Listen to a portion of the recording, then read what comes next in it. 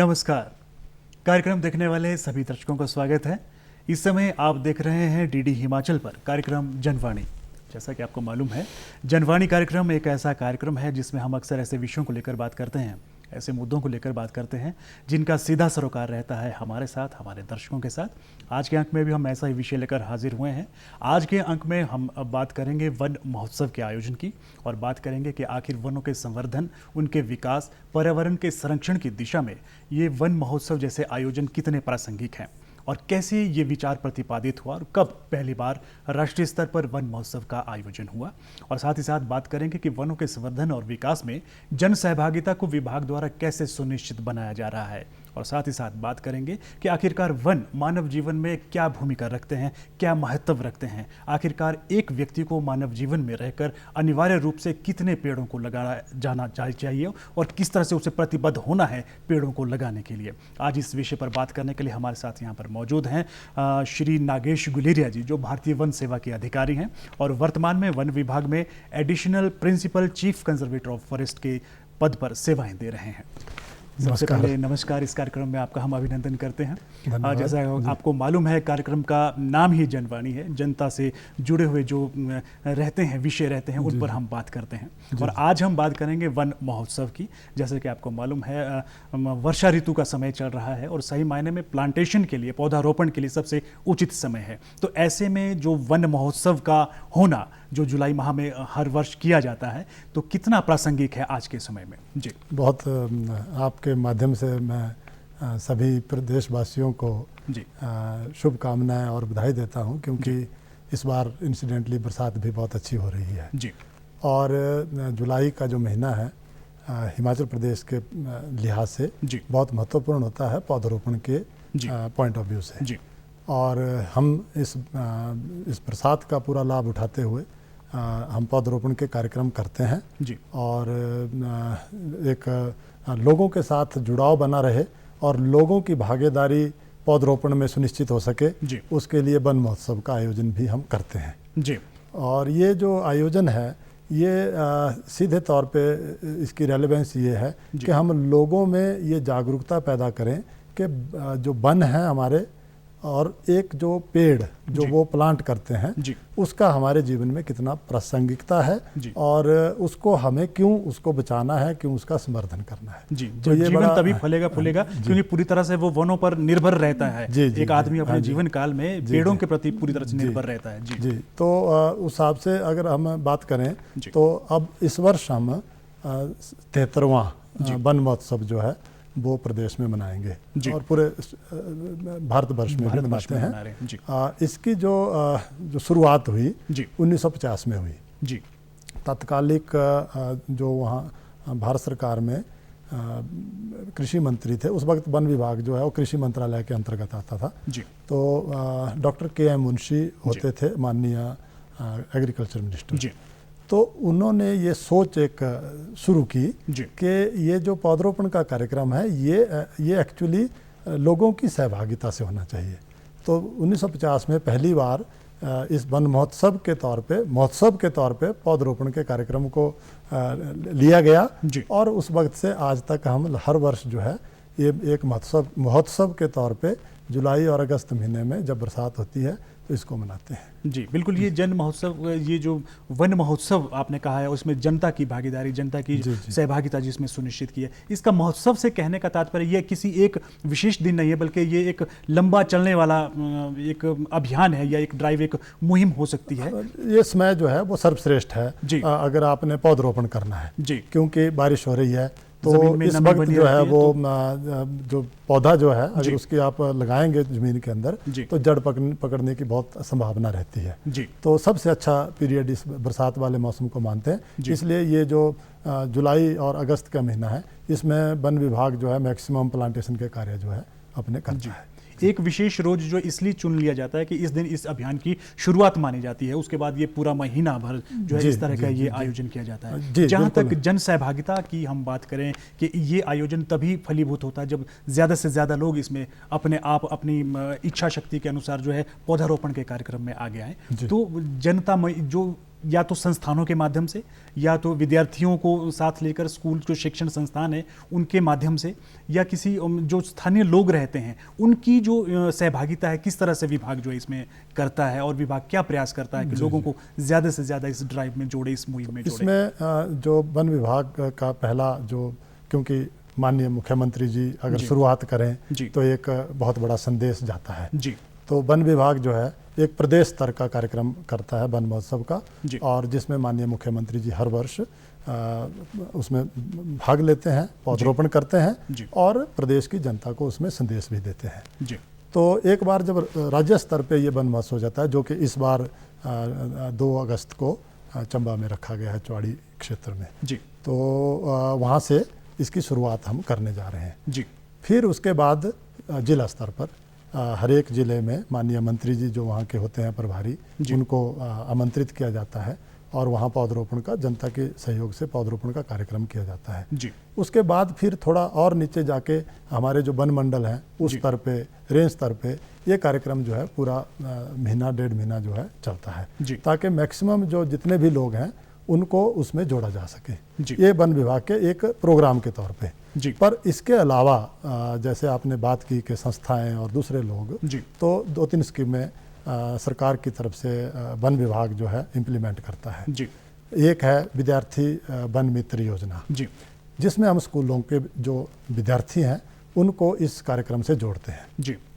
स्कूलों में जो 9वीं 10वीं 11वीं तक के जो विद्यार्थी हैं वो स्कूल के आसपास जो खाली क्षेत्र होता है उसका चयन करते हैं, तारबाड़ जो है विभाग की तरफ से प्रदान की जाती है ताकि उसे की, और स्कूल के बच्चे वहाँ काम करते हैं, गड्ढे खोदते हैं जी, और पौधे वन विभाग उनको देता है जी। तो एक बार जब वो बच्चे अपने आप अपने हाथों से जी जब पौधरोपण करते हैं जी, और अगले 2-3 साल स्कूल में रहते हैं जी, तो वो बच्चा जो है रोज स्कूल आते जाते जब सवेरे आता है तो देखता है कि मेरा पौधा सुरक्षित है, क्योंकि अच्छा बनी रहती है, उसमें एक उत्सुकता का जो वो एक समावेश है जी, उसको करने की कोशिश है जी। तो ताकि उसका उसके प्रति लगाव बने जी। तो वो जब तक 2-3 साल वहाँ रहता है तो उसकी इंश्योर करता है कि ये पौधा जो है ठीक ढंग से बढ़ रहा हो। फिर आप देखते हैं साल में 2-3 बार ड्राउट की कंडीशन आ जाती है, चाहे सर्दियाँ हैं चाहे बहुत ज़्यादा गर्मियाँ हैं, तो ये जो विद्यार्थी हैं बेचारे ये पानी ला के, बोतल में पानी ला के कि ये मेरे वाला पौधा है इसको मैं पानी से सींचूंगा, तो वो पानी भी देते हैं। तो एक बड़ा अच्छा रिस्पॉन्स जो है वो वन विभाग को भी मिलता है और एक विद्यार्थियों में एक सेटिस्फेक्शन आती है कि मैंने ये पौधा लगाया था। और वो क्योंकि जो विद्यार्थी होते हैं स्कूल में वो उस क्षेत्र के होते हैं तो बड़े भी हो जाते हैं, कॉलेज भी जाते हैं, नौकरी भी करते हैं, तो आते जाते देखते हैं कि ये मेरा लगाया हुआ बूटा है जो कि आज बढ़ रहा है जी। एक तो प्रोग्राम हमारा ये है जी।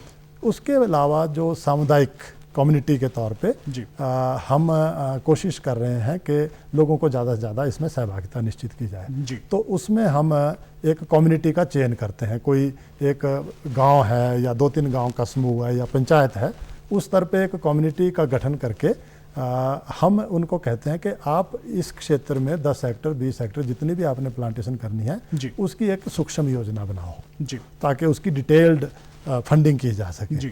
तो वो कम्युनिटी वाले जो हैं उन वन विभाग के साथ मिलके एक सूक्ष्म योजना तैयार करते हैं अगले 4-5 साल की कि ये हमारे आसपास जगहों में ये खाली क्षेत्र है जी, और हम चाहते हैं कि इसको हम इसमें पौधरोपण करें, क्योंकि अगर गांव वालों की सहभागिता नहीं होगी, वन विभाग डायरेक्ट पौधे लगाएगा तो कई बार गांव वालों को पता नहीं होता, पशु छोड़ दिए है ना, ग्रेजिंग हो गई या आग लग गई या दूसरी चीज़ें होती हैं। तो जब स्वयं पौधे लगाएंगे, स्वयं उसमें पार्टिसिपेट किया होगा, खुद गड्ढा खोदा होगा, तो पौधों की जो संरक्षण है वो ज़्यादा अच्छे ढंग से सुनिश्चित किया जाता है। तो ये हम 2 तरह से नौजवान बच्चों का भी, छोटे बच्चों का भी, और जो कम्युनिटी के जो प्रबुद्ध लोग हैं, जो जनता है, उनको हम जोड़ के ये पौधरोपण के कार्यक्रम जो है चला रहे हैं जी। बिल्कुल, सवाल एक बहुत जहन में आ रहा था कि जिस तरह से विभाग के द्वारा अक्सर शैक्षणिक संस्थानों के चाहे बच्चे हैं या दूसरे सामुदायिक, आपने जिस योजना का नाम लिया उसके तहत लोगों को जो है विश्वास में लिया जाता है, उनको मिलाकर जो है पौधारोपण कार्यक्रम चलाया जाता है। एक बार पौधारोपण जब कर दिया है, उस पौधे के फलने फूलने तक की देख रेख उसको उसके लिए किसको उत्तरदायी बनाया जाता है? क्या ऐसा भी रहता है, क्योंकि सभी जगह वन अधिकारी जाकर उस पौधे की देखरेख करे ये बिल्कुल संभव नहीं है, तो ऐसे में ये जरूरी रहता है जिस क्षेत्र विशेष में पौधारोपण किया जाना है वहाँ के उसके साथ लगते गांव के या उस समुदाय के लोगों को मिलाकर कोई समिति या कमेटी गठित करके उन्हें उत्तरदायित्व सौंपा जाए। क्या इस तरह की भी कोई योजना रहती है विभाग? हम कोशिश करते हैं जी। जैसे बहुत सी संस्थाएं जो हैं वो आगे आती हैं जी। चाहे वो रोटरी क्लब है, चाहे गांव की कोई संस्था है, महिला मंडल है, युवक मंडल है, और कई बार बैंक्स हैं, दूसरे विभाग हैं, यूनिवर्सिटीज़ हैं, कॉलेजेस हैं, ये लोग हमसे हर वर्ष जो है पौधों की डिमांड करते हैं जी। और क्षेत्र भी चिन्हित कुछ अपने कैंपस में करते हैं, कुछ सरकारी जो वन भूमि है उसके ऊपर करते हैं। ये एक बड़ा प्रश्न रहता है कि एक बार पौधारोपण करके फिर बहुत सी ऐसी ऑर्गेनाइजेशन होती हैं जो एक बार पौधारोपण कर देती है, उसके बाद फिर उसकी देखरेख के लिए रिस्पांस नहीं करती हैं। तो विभाग उसका ध्यान रखता है, ऐसी कोई बात नहीं है। जो उसमें हर वर्ष जो है अगर कोई पौधे मर गए हों तो उसमें हम मेंटेनेंस वन विभाग की तरफ से करवाते हैं। पर मैं यहाँ जरूर अपील करना चाहूँगा, जैसे आपने बड़ी रेलेवेंटली बोला कि पौधे लगाने के बराबर ही दायित्व है उनका संरक्षण करना। और जहाँ तक तो कम्युनिटी प्लांटेशन है वहाँ तो गांव वाले पार्टिसिपेट करते हैं, विद्यार्थी पार्टिसिपेट करते हैं, पर बहुत से ऑर्गेनाइजेशन से भी मैं अपील करूँगा कि जो आप पौधा लगा रहे हैं उसको जो लगाने वाला है उसके साथ उसको जोड़ें, ताकि वो आने वाले वर्षों में समय समय पर उस पौधे को आके देखें, या कोई आपका क्लब है जो आप पौधारोपण किया है तो 2 महीने में 3 महीने में एक बार क्लब की तरफ से विजिट करें कि हमारे पौधे सुरक्षित हैं, ठीक चल रहे हैं, अगर रिप्लेसमेंट की जरूरत है, कोई पौधा मर गया है तो उसको विभाग से साथ बैठ के तालमेल करके उसकी रिप्लेसमेंट करें।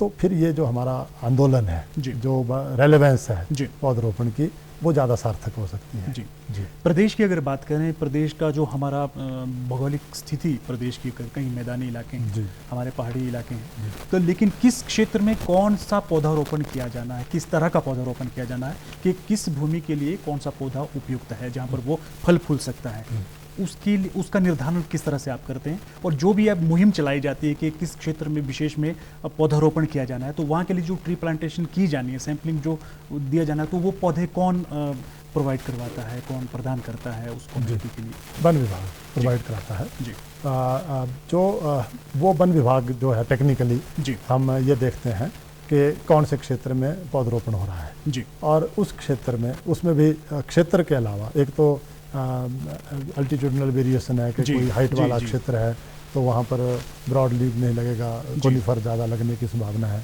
निचला क्षेत्र है तो वहाँ पर ब्रॉड लीव लगने की ज़्यादा संभावना है, तो इस प्रकार से उसका चयन करते हैं। पर उसके अलावा भी बहुत सी चीज़ें जो होती हैं टेक्निकलिटी वो देखनी होती हैं, जैसे स्लोप क्या है, एस्पेक्ट क्या है, किस साउथ फेसिंग है, नॉर्थ फेसिंग है ना, गड्ढे का शायद क्या होना चाहिए, किस प्रकार का पौधा आप लगा रहे हैं, ये सारी टेक्निकल जानकारी जो है हमारे वन विभाग के जो कर्मचारी हैं, अधिकारी हैं, वो लोगों को देते हैं।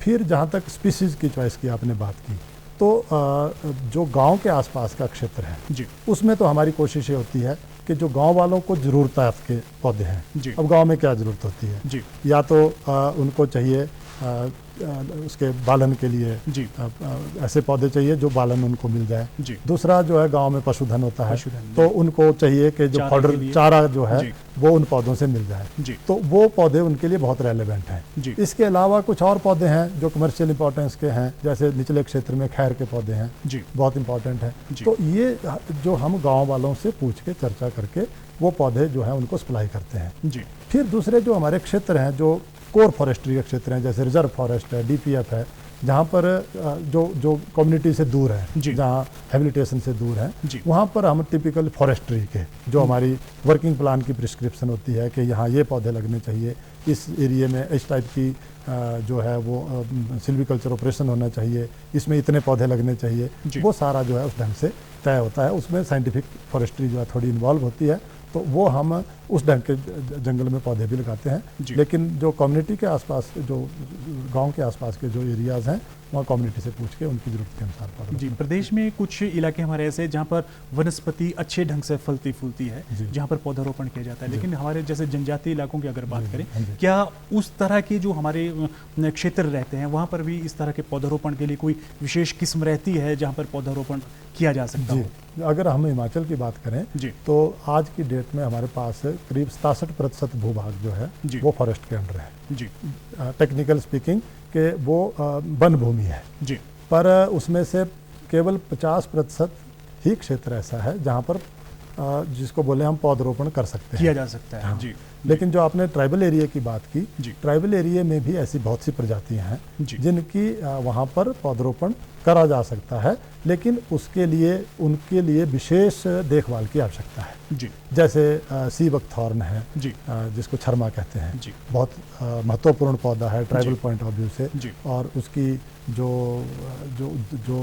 उसकी जो फ्रूट हैं, उसकी जो पत्तियां हैं, वो बहुत दवाइयों के काम आती है जी। तो वो एक बड़ा रेलेवेंट जैसा पौधा है जी। पर उसकी देखभाल के लिए पानी और दूसरा, क्योंकि ट्राइबल एरिया में जो कोल्ड डेजर्ट है वहाँ बारिश नहीं होती, तो वहाँ पर उसके लिए विशेष ध्यान देने की आवश्यकता होती है, जो कि विभाग के जो कार्यक्रम है उसमें उसका ध्यान रखा जाता है। इसी प्रकार से कुछ और पौधे हैं जैसे भुर्ज पत्थर है या उससे संबंधित कुछ जो थोड़े हल्के निचले क्षेत्र, जो ट्राइबल के निचले क्षेत्र हैं या पानी के आसपास के हैं, वहाँ पॉपुलर और इस टाइप के एक दो तरह के पौधे जो है लग जाते हैं जी। पर बहुत सा क्षेत्र जो है वो खाली रहता है, वहाँ पर पौधरोपण संभव नहीं होता जी। और जहाँ तक निचले क्षेत्र हैं वहाँ पर हम वैरायटी ऑफ प्लांट्स लगाते हैं जी। जैसे मैंने कहा कि जिस प्रकार की ज़रूरत होती है उसके अनुसार हम पौधरोपण करते हैं जी। पौधारोपण में जैसे विद्यार्थी जीवन में ही आपने कहा कि उन बच्चों को जो है इस ड्राइव में शामिल किया जाता है, मुहिम में शामिल किया जाता है कि वो स्वयं अपने हाथों से पौधारोपण करें, और यही सही समय रहता है जब एक विद्यार्थी जीवन से जो है उन्हें पेड़ लगाने के प्रति जो है जागरूक किया जा सकता है। वास्तव में अगर मानव जीवन की बात करें, मानव जीवन में पेड़ क्यों आवश्यक, हम समझ सकते हैं कि पेड़ों पर हमारी निर्भरता क्यों ज़्यादा है? बहुत ही अच्छा प्रश्न आप कर रहे हैं। ये एक बड़ा प्रासंगिक बात है कि नॉर्मली आम तौर पे जो गांव में या हम लोगों की जो अंडरस्टैंडिंग है कि हम उसको पेड़ को या तो घास पत्ती के लिए उसकी वो मानते हैं या लकड़ी के लिए मानते हैं या बालन के लिए मानते हैं जी। लेकिन उससे भी कहीं ज़्यादा पेड़ जो है और चीज़ों में योगदान देता है जी। आज के परिप्रेक्ष्य में अगर हम बात करें तो जैसे अभी कोविड होके हटा जी। और ऑक्सीजन की जो महत्व सब लोगों को, लगभग सब लोगों ने उसको रियलाइज़ किया जी। और कि ऑक्सीजन कितनी इम्पोर्टेंट है मानव जीवन के लिए। पेड़ हमें ऑक्सीजन देते हैं फ्री ऑफ कॉस्ट जी। और एक पेड़ जो 40-50 साल का होता है वो पर डे लगभग 750 ग्राम 125 ग्राम जो है ऑक्सीजन देता है जी। और एक human being, adult human being को लगभग 750 ग्राम ऑक्सीजन की ज़रूरत रहती है। तो उस हिसाब से अगर देखा जाए तो एक पुरुष जो है, एक जो ह्यूमन है, एडल्ट है जी, पुरुष या महिला जी, वो 7 पेड़ जो ऑक्सीजन निकालते हैं, हमें देते हैं, उतनी कंज्यूम करता है। तो ये वन महोत्सव का रेलेवेंस इसलिए भी बहुत ज़्यादा बढ़ जाता है कि हमें पेड़ लगाने चाहिए, क्योंकि हम पर्यावरण से, एनवायरनमेंट से और एटमॉस्फेयर से ऑक्सीजन कंज्यूम कर रहे हैं जी। तो जो हम कंज्यूम कर रहे हैं, कम से कम हम उतने पेड़ जरूर लगाएं जितने कि हम ऑक्सीजन खुद हर पल जो है वो कंज्यूम कर रहे हैं। या यूं कह लीजिए हर व्यक्ति को मिनिमम कम से कम 7 पेड़ तो जरूर लगाने चाहिए, मिनिमम लगाने चाहिए, ताकि ज्यादा से ज्यादा वो लगा सकते हैं। तो वो तो सिर्फ जो हमारी ऑक्सीजन हम ले रहे हैं, पल ले रहे हैं जी। और उसके अलावा भी बहुत सी जरूरतें हैं जी। जैसे हमारे को एनर्जी की जरूरत है जी। बिजली है ना, तो बिजली जो है वो हमारे को 70% चारकोल बर्न करके मिल रही है। कोयले की आप सुनते हैं डिमांड होती है, तो उससे हम बिजली प्रोड्यूस करते हैं जी। अब बिजली जब प्रोड्यूस करते हैं चारकोल से, तो 2 चीज़ें होती हैं। एक तो जब वो कंबस्टन होती है तो ऑक्सीजन उसमें यूज़ होती है, आपको पता है, तभी जलता है, ऑक्सीजन जलने में सहायक होती है, तो ऑक्सीजन वहाँ कंज्यूम होती है। फिर उसके बाद जो कार्बन एमिशन होता है, कार्बन मोनोऑक्साइड होता है, कार्बन डाइऑक्साइड होता है, ये जो है हमारे वायुमंडल में जो है वो फैलती हैं। अब वो बहुत ज़्यादा हो जाए तो बीमारियां लगेंगी, उसके दुष्प्रभाव देखने को मिलेंगे। जो टेम्परेचर है, ग्लोबल वार्मिंग होगी, उन सब को कंट्रोल करने के लिए सबसे बढ़िया तरीका है हमारे जो पेड़ पौधे। जी। अब एक पेड़ है वो कार्बन सिक्विस्टेशन भी करता है। जी। अगर हम स्टेटिस्टिकली बात करें तो एक पेड़ जो है एक वर्ष में लगभग 22 किलो कार्बन जो है वो अपने में जज्ब करता है। जी। तो एक बहुत बड़ी क्वांटिटी एक पेड़ जो है अपने में वो वायुमंडल से कार्बन को जज्ब करके अपने में वो समाहित करता है। जी। और अगर हम उसकी लाइफ टाइम की बात करें तो एक 40 वर्षों के अंदर लगभग 10 टन जो है वो कार्बन को अपने में जज्ब करता है। जी। तो इसी वजह से वो फैलता है, कार्बन को फिक्स करता है। जी। तो एक पेड़ों का इस बारे में बहुत महत्व है। सेकंड जो हम बात करें कि और भी मेथड हैं, जैसे क्लीन एनर्जी की बात करें, हम सोलर एनर्जी की बात करें। जी। पर आज की डेट में अगर हम पूरे ग्लोबल लेवल पे भी बात करें तो पेड़ ही एक ऐसा साधन है जो आज क्लीन डेवलपमेंट मैकेनिज्म फॉलो हो रहा है। जी। है ना। अगर हम यूनाइटेड नेशंस की बात करें जहां बात होती है कि सस्टेनेबल डेवलपमेंट गोल्स, तो जब सस्टेनेबल डेवलपमेंट गोल्स की हम बात करते हैं तो सबसे पहले आता है हमारा पर्यावरण कि भाई जो उसमें जो पेड़ पौधे हैं या पौधरोपण जो हम कर रहे हैं वो सबसे आसान और सबसे बढ़िया तरीका है हमारे जो एनवायरमेंटल चैलेंज है उसको मीट विद करने के लिए। जी। तो ये बहुत रेलेवेंट है कि हम लोग सब, क्योंकि एक तो है सरकारी स्कीम कि वन विभाग पौधे लगा रहा है, पर जब तक लोग उसका संरक्षण नहीं करेंगे और उसकी महत्व को नहीं समझेंगे, एक तो मैंने कहा कि पर्सनल है, ऑक्सीजन आप ले रहे हैं, पर पर्सनल के साथ साथ जैसे आप बिजली कंज्यूम कर रहे हैं तो आपको पता होना चाहिए कि इसके लिए कितनी कोयला बर्न हो रहा है, उसके लिए कितनी ऑक्सीजन लग रही है। अगर उसको हमने कंपनसेट करना है तो हमारे को पेड़ लगाने पड़ेंगे। फिर उसके अलावा आप जानते हैं कि हमारे पृथ्वी पर मनुष्यों के अलावा पशुधन भी है ना, वैरायटी ऑफ वाइल्ड लाइफ। तो not only wild life but domestic as well, तो वो भी कंज्यूम करते हैं ऑक्सीजन। फिर उसके बाद हमारा जो पानी है, जैसे हम फ्रेश वाटर की बात करते हैं, तो जो पानी जो है वो सबसे शुद्ध और अच्छा पानी वो माना जाता है जिसमें ऑक्सीजन की मात्रा मैक्सिमम हो। और हमारे जंगलों में इसलिए कहते हैं कि जंगलों से जो पानी आ रहा है वो सबसे शुद्ध है। क्यों? उसमें सबसे अधिक ऑक्सीजन की मात्रा पाई जाती है। तो ये एक होलिस्टिक सर्कल है और उसमें जो पेड़ हैं वो केंद्र में है।